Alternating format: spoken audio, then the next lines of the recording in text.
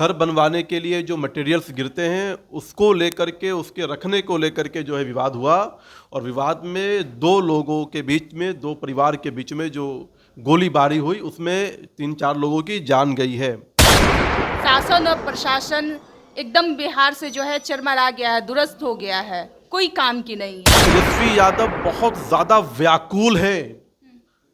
वो सपने देख रहे हैं मुख्यमंत्री बनने का, जिस प्रकार से उनका स्टेटमेंट आ रहा है।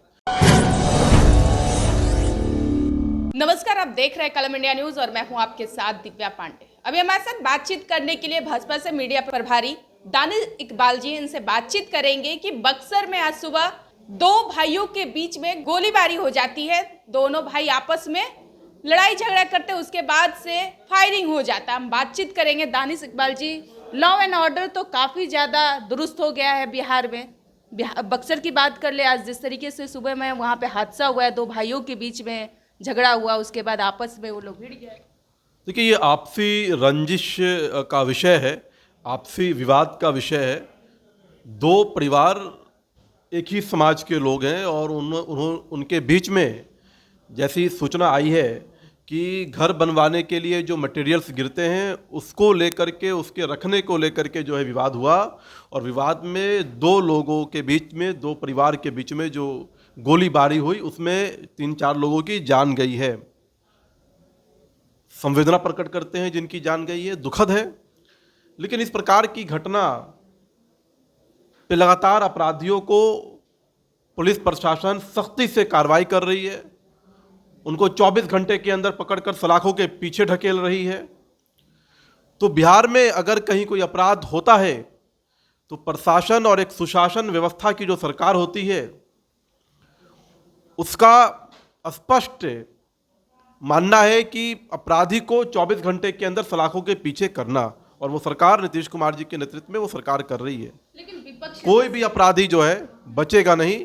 जिसने भी इस गोलीबारी कांड में शामिल जो लोग हैं वो सब सलाखों के पीछे होंगे। लेकिन विपक्ष इस पर सवाल खड़ा करी है लॉ एंड ऑर्डर को लेकर कि शासन और प्रशासन एकदम बिहार से जो है चरमरा गया है, दुरुस्त हो गया है, कोई काम की नहीं है। बिहार में एक सुशासन की सरकार है और अपराध अगर होता है तो अपराधियों को जल्द से जल्द काबू में किया जाए, उनको पकड़ा जाए, उनको जेल में डाला जाए। ये किसी भी सुशासन की सरकार की प्राथमिकता होती है। एक वो दौर था जब अपराधी अपराध करने के बाद मुख्यमंत्री आवास में संरक्षण पाते थे। एक वो दौर था जब मुख्यमंत्री आवास से संरक्षित अपराध पूरे बिहार में सजग था।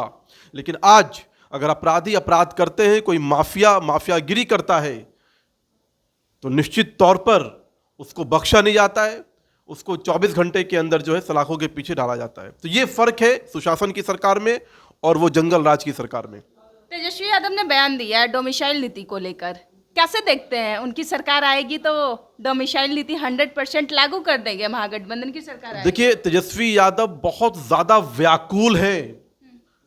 वो सपने देख रहे हैं मुख्यमंत्री बनने का, जिस प्रकार से उनका स्टेटमेंट आ रहा है और जो उनका बॉडी लैंग्वेज है, ऐसा लग रहा है कि अपने अलायंस के बिना वो अपने आप को मुख्यमंत्री के तौर पर प्रोजेक्ट कर चुके हैं और वो अपने आप को मुख्यमंत्री के तौर पर देख रहे हैं, इसलिए इस प्रकार की बातें वो कर रहे हैं। स्पष्ट रहिए कि 2025 में लालू कुनबा का कोई भी परिवार शासन में नहीं आने वाला है।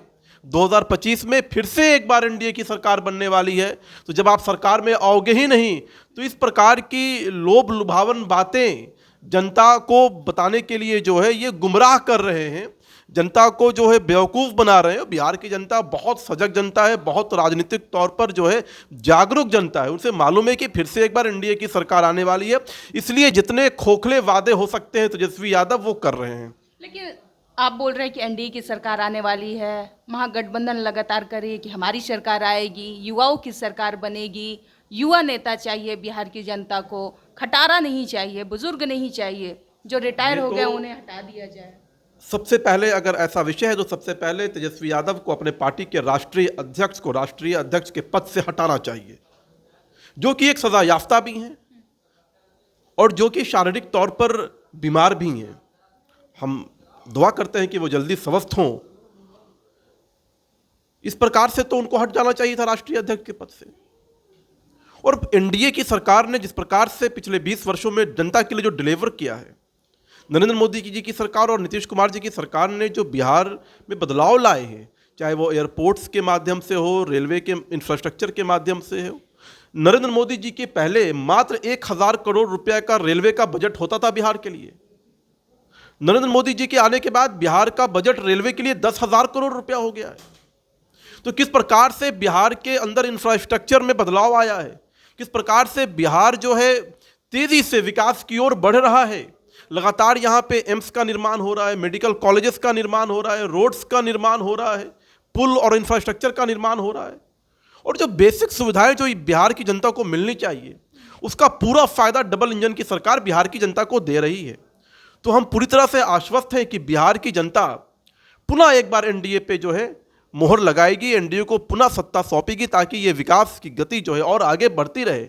एक तो हमारे संगठन की जो शक्ति है, एनडीए और भारतीय जनता पार्टी के संगठन की जो संरचनाएं हैं, कार्यशैली है, और हमारा जो बूथ का जो प्रमुख है उसकी जो शक्ति है, उस आधार पर हम पूर्णतः हमें विश्वास है कि हमारी सरकार बनने वाली है। और दूसरा हमारा जो रिपोर्ट कार्ड है, हम अपने रिपोर्ट कार्ड को लेकर जनता के बीच में जाएंगे।